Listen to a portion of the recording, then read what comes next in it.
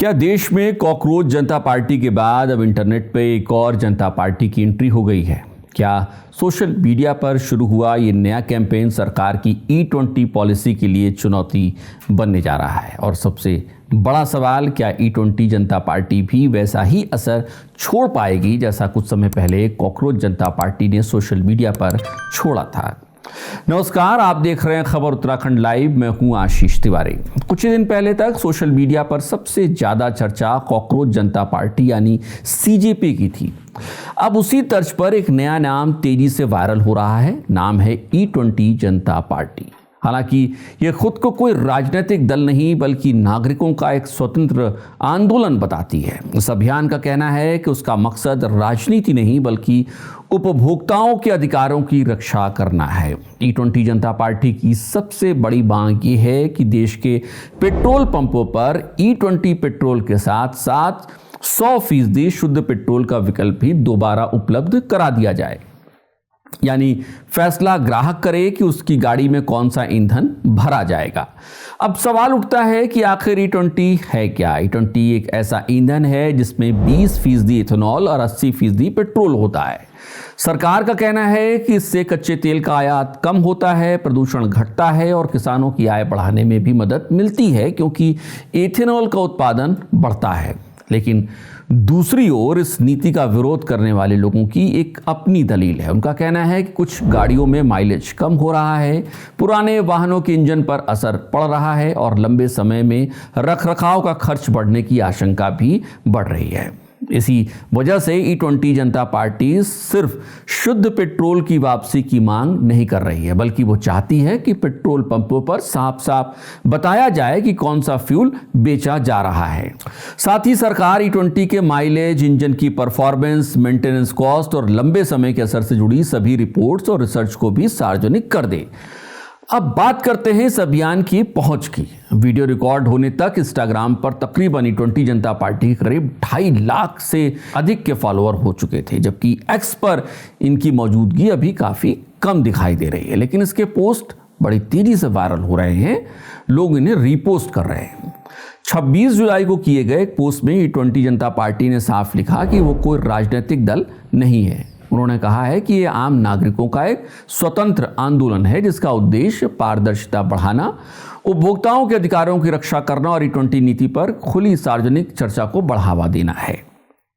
इतना ही नहीं, इस अभियान ने केंद्रीय सड़क परिवहन मंत्री नितिन गडकरी के इस्तीफे की मांग भी उठाई है। यानी ये मामला अब सिर्फ पेट्रोल तक सीमित नहीं रह गया है।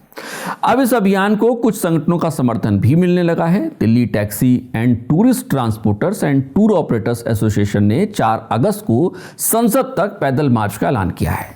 एसोसिएशन का कहना है कि E20 कारण माइलेज कम हो रहा है, रखरखाव का खर्च बढ़ रहा है और पुरानी गाड़ियों की परफॉर्मेंस प्रभावित हो रही है। उधर राजनीतिक टिप्पणीकार तहसीन पूनावाला ने भी E20 के खिलाफ मोर्चा खोल दिया है। उन्होंने 31 जुलाई को संसद मार्च का ऐलान किया है और सोशल मीडिया पर #इथेनॉल स्कैम के नाम से एक अभियान चला रहे हैं। हालांकि उनके कई दावों पर सरकार के पक्ष अलग अलग है। अब सबसे दिलचस्प बात, E20 जनता पार्टी और कॉकरोच जनता पार्टी के बीच कई समानताएं दिखने लगी हैं। दोनों ने सोशल मीडिया को अपना सबसे बड़ा हथियार बना लिया है। दोनों ने मीम्स और व्यंग का इस्तेमाल खूब कर रहे हैं। दोनों ने खुद को आम लोगों की आवाज़ बताया है। दोनों ने सीधे सरकारी नीतियों को ही चुनौती दे डाली है। लेकिन दोनों में एक बड़ा फर्क भी दिखाई दे रहा है। कॉकरोच जनता पार्टी के साथ कुछ चेहरे सामने आए थे, जबकि E20 जनता पार्टी का अभी तक कोई स्पष्ट नेतृत्व सामने नहीं आया है। ना ही कोई संगठन दिख रहा है, ना ही कोई घोषित चेहरा दिख रहा है। यानी फिलहाल ये पूरी तरीके से एक ऑनलाइन अभियान की ही तरह है।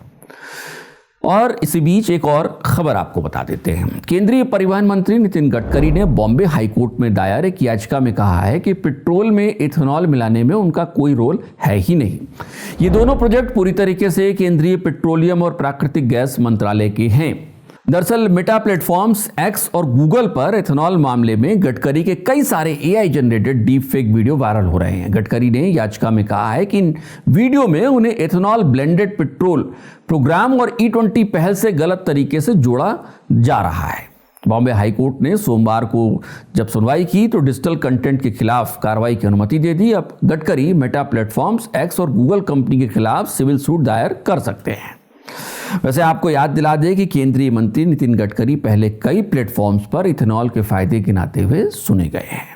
हालांकि इस सबके बीच सबसे बड़ा सवाल यही है कि क्या यह अभियान सोशल मीडिया से निकलकर सड़क तक पहुंचेगा? क्या सरकार अपनी E20 नीति में किसी बदलाव पर विचार करेगी या फिर यह भी कुछ दिनों की चर्चा बनकर रह जाएगा? इसका जवाब आने वाले दिनों में मिल सकता है, लेकिन इतना जरूर कहा जा सकता है कि भारत में सोशल मीडिया सिर्फ मनोरंजन का मंच भर नहीं है। यहां से शुरू होने वाले अभियान अब सरकार की नीतियों पर भी सवाल खड़े कर सकते हैं। इस पूरे मामले में आपकी क्या राय है? आप कमेंट करके जरूर बताएगा। क्या पेट्रोल पंपों पर शुद्ध पेट्रोल का विकल्प वापस मिलना चाहिए या फिर E20 नीति देश के हित में जरूरी है? अपनी राय कमेंट बॉक्स में रखना मत भूलिएगा। अगर ये वीडियो आपको पसंद आया हो तो इसे लाइक करना और शेयर करना भी ना भूले। चैनल को सब्सक्राइब जरूर करें। खबर उत्तराखंड लाइव के साथ जुड़े रहिए। नमस्कार।